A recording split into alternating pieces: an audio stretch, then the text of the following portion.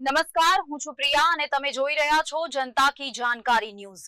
નજર કરીએ આજના સમાચાર। ડીસાના વેલુનગરની ઘટના। ઉનાળાની કાળજાળ ગરમીમાં પાણી માટે વલખા મારતા લોકોને પાણી પીવા માટે પરબ બંધાવતા હોય છે। ત્યારે આવી કાળજાળ ગરમી અને માટીના માટલામાં ઠંડા પાણી મળતા હોય ત્યારે તે વાત જ આખી અલગ હોય છે। જ્યારે આવી કે પરબ ડીસાના પાલનપુર હાઈવે પર આવેલ વેલુનગર વિસ્તારના નાકે હનુમાન મંદિરની બાજુમાં 10 જેવા માટલા મૂકીને પાણીની પરબ બનાવી હતી અને લોકો તે પાણી પીતા હતા।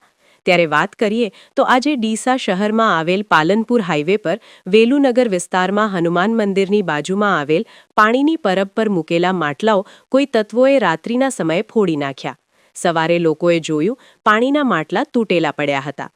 અત્યારે આજુબાજુના લોકો એકઠા થતા લોકોનું ટોળું થઈ ગયું હતું અને આવા કોણ તત્વો હશે તેની જાણકારી મેળવી રહ્યા હતા। એ સમયે રાત્રિના પેટ્રોલ દરમિયાન પોલીસ પર પણ સવાલ ઉઠ્યા હતા અને સેવાભાવી લોકોએ દક્ષિણ પોલીસ સ્ટેશન ખાતે આવા તત્વોને પકડવા જાણવા જો અરજી આપવામાં આવી હતી। અહેવાલ ભરત ઠક્કર, બનાસકાંઠા।